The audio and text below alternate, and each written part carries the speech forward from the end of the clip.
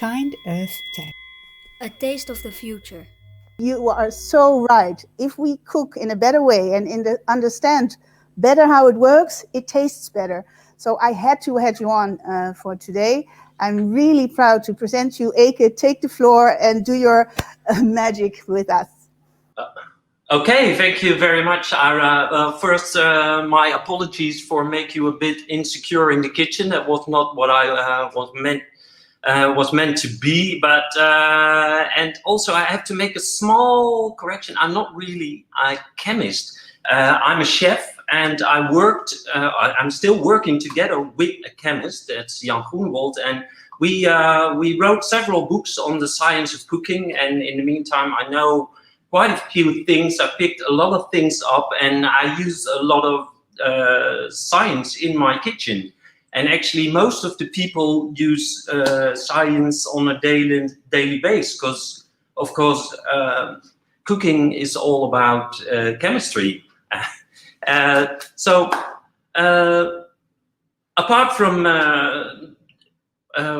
working together with Jan, I also have a vegan academy. I'm very into plant-based food because you can use a little of science also in enhancing the flavor of plant-based food. Very important because there are a few changes in flavor and taste if you start a plant-based diet.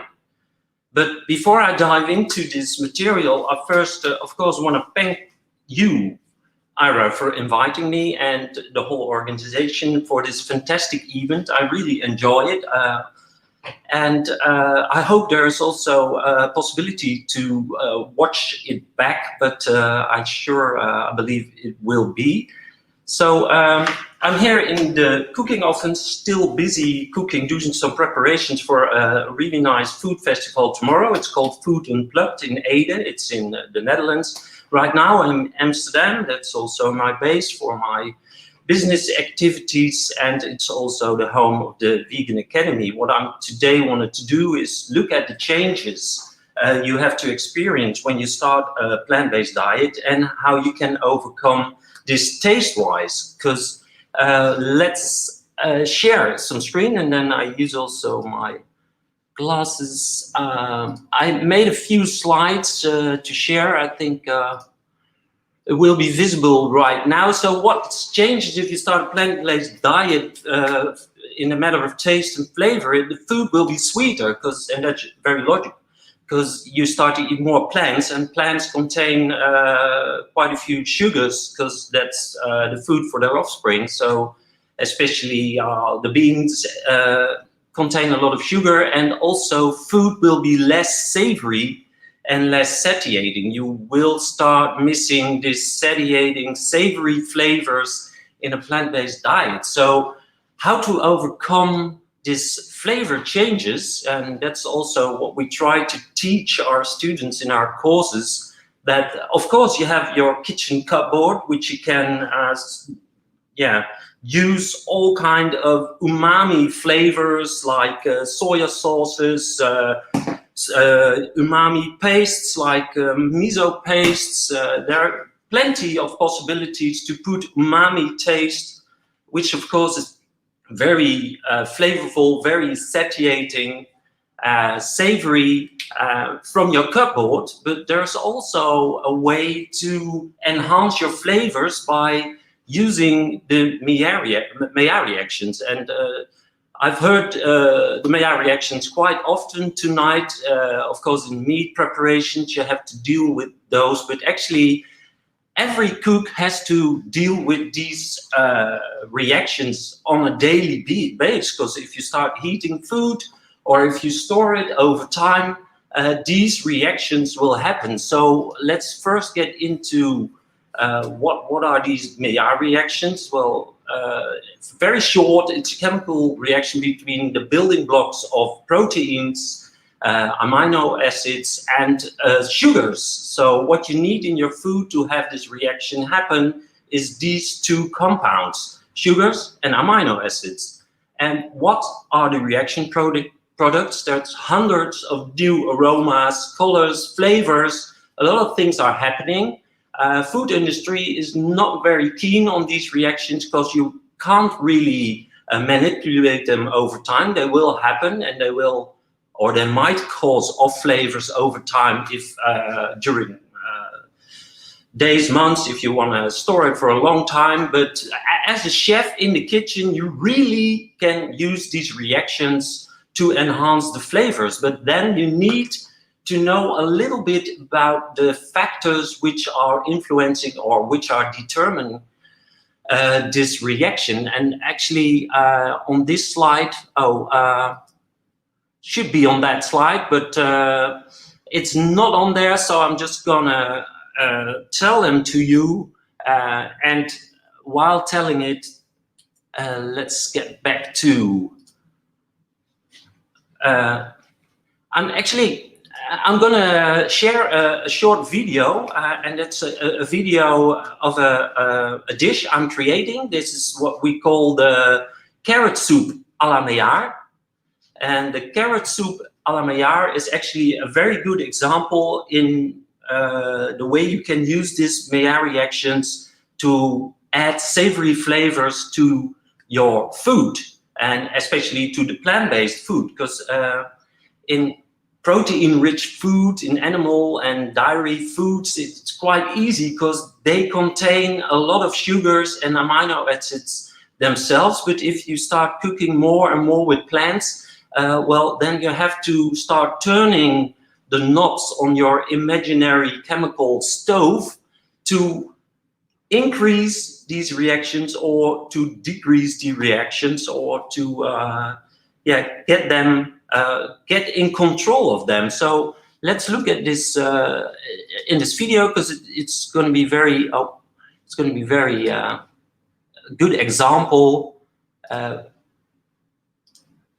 It's over here, and I will stop the video every now and then to do some explanation. Well, carrot soup à la Maillard, as I just told you. Well, first let me see what's going on here. I'm using a pressure cooker to boil this soup and to get it done, and that's for one reason, because a very important factor in the Maillard reactions is temperature. Well, in a normal cooking pot, you will only reach 100 degrees while cooking a soup, but in a pressure cooker, you can go all the way up to 120 degrees, and that's a difference, because temperature is a really important factor which speeds up the Maillard reactions. You can increase if you can increase the temperature, you will also speed up the reaction. So of course, I first start with frying the carrots for my carrot soup, and frying is very, well, I use the word important quite a lot, I realize, but frying food before simmering it is the first step in adding flavor, because in carrots there are sugars. If you fry them, sugars start to caramelize, and that's already a great win in flavors. It's so always pay attention to the frying process prior to simmering or boiling, whatever. And here, another very important factor is concentration of the reaction compounds. As I just said, it's sugars and amino acids. So I'm going to add some agave syrup here to make it a bit sweeter, and also to speed up the caramelization process. So just not a lot, just a few tablespoons, and then fry it and get some color on it. And then what I also can do is increasing the amount of, I add some spices here, some red curry paste, of course, and make sure it's a vegan one, because there's quite some shrimp paste in some. Here, very important, another factor is the acidity. So in an alkaline environment, you speed up the Maillard reactions. So we have only two alkaline ingredients in the kitchen. That's egg whites, they're slightly alkaline, and there's baking soda. So if you add a little baking soda while frying these carrots, you create an alkaline environment, so you speed up the Maillard reaction. But you have to make sure you neutralize it in the end, because otherwise it will be an alkaline soup, and that's not very tasty. So in the end, we're gonna correct it and neutralize it with some acid, with some lime juice. As you can see, another effect of using baking soda is that it weakens the cell walls, so you get a very mushy reaction to the outer skins of the carrots. They get mushy and they also get really brown quickly. So be careful as soon as you add this baking soda. You have to you have to speed up and add the moist. And before I add the moist, I also added some protein powder, and that's again concentration. The more of the active or the more of the reaction compound you add, like sugar, and here I add proteins. Pea proteins you can add. I use soya proteins, but I add some extra proteins to speed up these Maillard reactions to get more satiating and savory flavors. Also a little bit of salt, and then I add water, and I add fresh carrot juice and not carrot juice from a bottle, because quite often they use a little bit of acid or it's fermented, so it's a bit acid, and that will slow down the Maillard reaction. So that makes you rethink a stew with tomatoes. Always add the tomatoes at the end of the stew. So we cook it for 20 minutes under pressure, and after this you can just blend it, and then your soup is ready. So let's get back to here. So actually, this soup is an example of how you can use a little bit of science to enhance flavors in plant-based food. And especially the Maillard reactions, they are very useful to add more savory flavors. Of course, you can say, well, I don't like a very savory carrot soup. It should be very, for me, I like a more fresher taste to my soup. And that's, of course, your decision as a chef. I only want to explain that you have several knobs on your imaginary chemical stove you can use to